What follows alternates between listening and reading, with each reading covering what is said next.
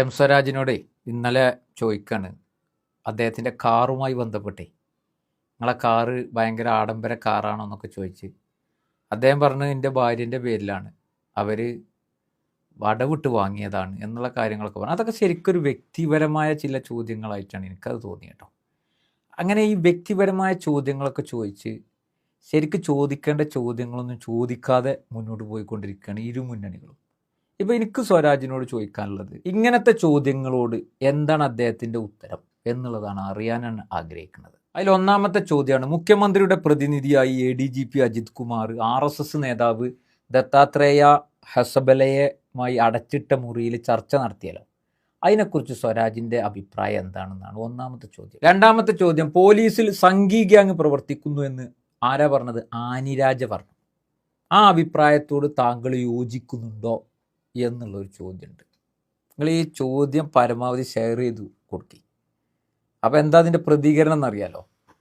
ബാബരി വിധിയിൽ ആശങ്ക പ്രകടിപ്പിച്ച സ്വരാജിനെതിരെ പോലും കേസെടുത്ത കേരള പോലീസിൽ സർക്കാരിന് നിയന്ത്രണമില്ല എന്ന യാഥാർത്ഥ്യം അംഗീകരിക്കുന്നുണ്ടോ സ്വരാജ്? അതേപോലെ തന്നെ പാലാ ബിഷപ്പ് മുസ്ലിങ്ങൾക്കെതിരെ ഏറ്റവും നികൃഷ്ടമായ ഡ്രഗ്സ് ജിഹാദ്, അതായത് നാർക്കോട്ടിക് ജിഹാദ്, അതേപോലെ തന്നെ ലവ് ജിഹാദ് അടക്കമുള്ള ആരോപണങ്ങൾ ഉന്നയിക്കുമ്പോൾ സ്വരാജ് പ്രതികരിച്ചിട്ടുണ്ടോ? അഞ്ചാമത്തേത്, കേരളത്തിൽ ലവ് ജിഹാദ് ഉണ്ട് എന്ന് CPM നേതാവ് ജോർജ് M തോമസ് പറഞ്ഞതിനെതിരെ സ്വരാജിൻ്റെ പ്രതികരണം എന്തായിരുന്നു? തീർന്നിട്ടില്ല. ആറാമത്, പാലാ ബിഷപ്പ് പാണ്ഡിത്യമുള്ള വ്യക്തി, അദ്ദേഹത്തിൻ്റെ വാക്കുകൾ വിവാദമാക്കുന്നത് വർഗീയവാദികളാണ് എന്ന വാസവന്റെ അഭിപ്രായത്തോട് താങ്കൾ യോജിക്കുന്നുണ്ടോ?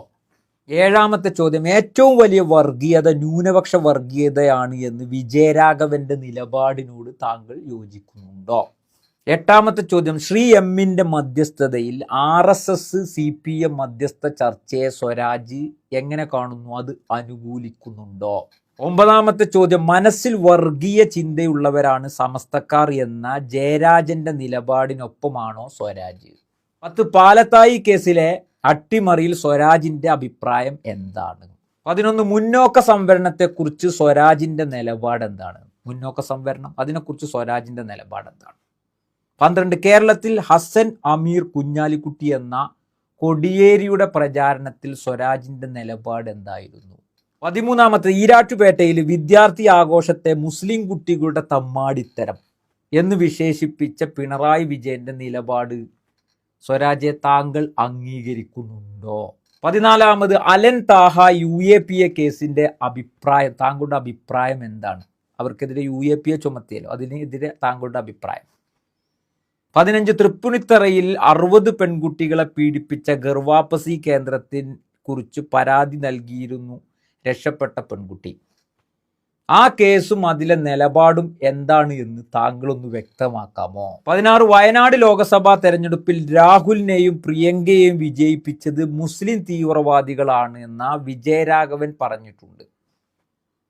67,000 വോട്ടിന്റെ ഭൂരിപക്ഷം പ്രിയങ്കയ്ക്ക് നൽകിയ നിലമ്പൂർ മണ്ഡലത്തിലെ ജനങ്ങൾ അങ്ങനെ മുസ്ലിം ഭീകരവാദികളാണോ? എന്താണ് സ്വരാജ് താങ്കളുടെ അഭിപ്രായം? പ്രിയപ്പെട്ട സ്വരാജിനോട് പറയാനുള്ളത്, കൺമുന്നിലെ യാഥാർത്ഥ്യങ്ങൾ തിരിച്ചറിയാൻ താങ്കൾക്ക് കഴിയുന്നുണ്ടോ? ഉണ്ടെങ്കിൽ അതിലെ നിലപാടുകളൊന്ന് തുറന്നു പറയുമോ? ആദ്യാവസാനം മുതൽ നിങ്ങൾ പാർട്ടിക്കാരനാണ്. പിണറായി വിജയന്റെ സകല സംഘി പ്രീണനവും കണ്ടിട്ട് മിണ്ടാതെ ഇരിക്കാൻ വിധിക്കപ്പെട്ട ഒരു പാർട്ടിക്കാരൻ. അതിനപ്പുറം ഒരു വിശേഷണവും നിങ്ങളെക്കുറിച്ച് പറയാൻ ഞങ്ങൾക്കോ നാടിനോ ഇല്ല. ഈ മീഡിയക്കൊക്കെ മുമ്പിൽ നല്ല അടിപൊളിയായി നിന്ന് വാക്കുകളിലെ പ്രതികരണമല്ല കൺമുന്നിലെ യാഥാർത്ഥ്യം. ഇവിടെ നികുതി കൊണ്ട് മുടിഞ്ഞ, വന്യജീവികൾ കൊണ്ട് പൊറുതിമുട്ടിയ, അതേപോലെ തന്നെ ദിനം പ്രതി പെറ്റിയും മറ്റു ഫൈനുകളുമായി കൊണ്ട് വലഞ്ഞ പാവപ്പെട്ട കുറേ മനുഷ്യരുണ്ട്. അവർ ഈ ഗവൺമെന്റിനെതിരെ വോട്ട് ചെയ്യാൻ അവസരം കാത്തിരിക്കുകയാണ്.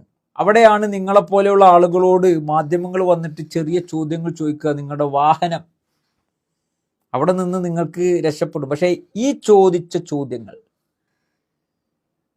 അതിന് നിങ്ങൾക്ക് ഉത്തരമുണ്ടോ എന്നുള്ളതാണ്. അപ്പോൾ എൻ്റെ പ്രിയപ്പെട്ട പ്രേക്ഷകരോട് ഇതൊന്ന് ഷെയർ ചെയ്തിട്ട് ഈ പറഞ്ഞതിന് ഉത്തരമുണ്ടോ? ഉണ്ടെങ്കിൽ അതിന് മറുപടി പറയൂ. ഈ മണ്ഡലത്തിൽ നിന്ന് തന്നെയാണ് സ്വരാജിനോട് ഈ വിഷയത്തെക്കുറിച്ച് ചോദിക്കുന്നത്. പുറത്തുള്ളൊരു മണ്ഡലക്കാരനല്ല. മറുപടി കിട്ടുമെന്ന് പ്രതീക്ഷിക്കുന്നു. നിർത്തുന്നു. നന്ദി.